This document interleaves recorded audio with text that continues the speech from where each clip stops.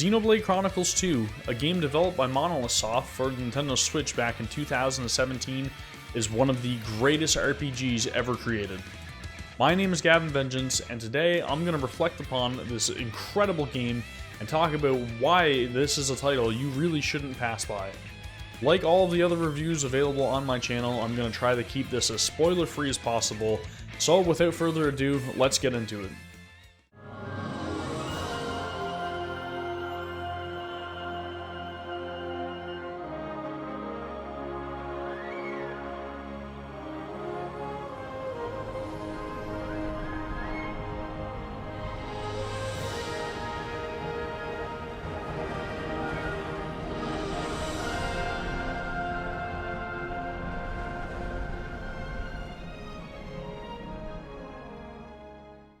The story of Xenoblade Chronicles 2 begins with a young boy named Rex, who is carrying out his usual task of salvaging materials from the many ruins sunken deep beneath the Cloud Sea of Allrest.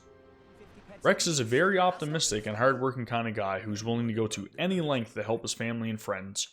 So when an unusual request made by Chairman Bana of the Argentum Trade Guild is issued to Rex to assist a group of mysterious drivers and blades in an important salvaging operation for a large reward, he is eager to accept.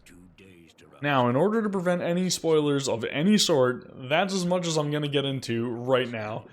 Just know that this game's story is one of the best written adventures I've ever encountered, with plenty of twists and turns, foreshadowing, flashbacks, surprises, and a slew of additional lore for you to consume and piece together, and should not be overlooked. So with that said, the next thing that I want to briefly talk about are the characters. Each of the characters in the cast are very unique from one another and experience some form of personal growth throughout the tale as well. However, if their anime-esque appearances didn't give you any indication, there are definitely some tropes present here as well. The large majority of the characters are voiced, including tons of NPCs, which adds to the overall immersion and life of the world. But with that said, the English voice cast may be a little bit off-putting to some people, because some of the thick accents are very jarring when they're being spoken from such young-looking characters. A child salvager. Jin, don't tell me we're gonna have to hire some babysitters for this outing too. What the hell?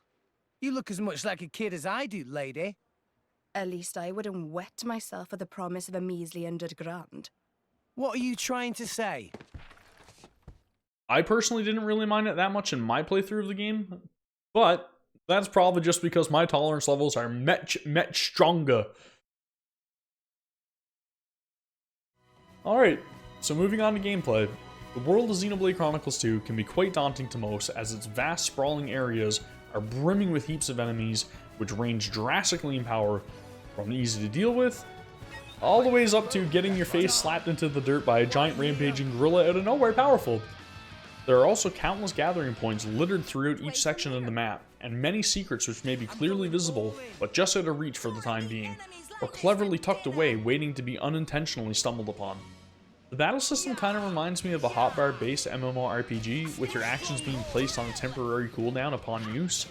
It's very simple, yet very robust, because you unlock more features later in the game, which allows for complex, fast-paced combat for those who really want to master all of its mechanics by utilizing things like pouch items for a limited stat boost, pulling off various elemental blade combos, performing chain attacks, and expertly timing your actions to break, topple, launch, and smash your opponents into oblivion. Outside of battle, there are various other systems to dive into, such as bonding with blades to develop a character's arsenal, in which you choose a driver to open core crystals with, which randomly award you with a blade.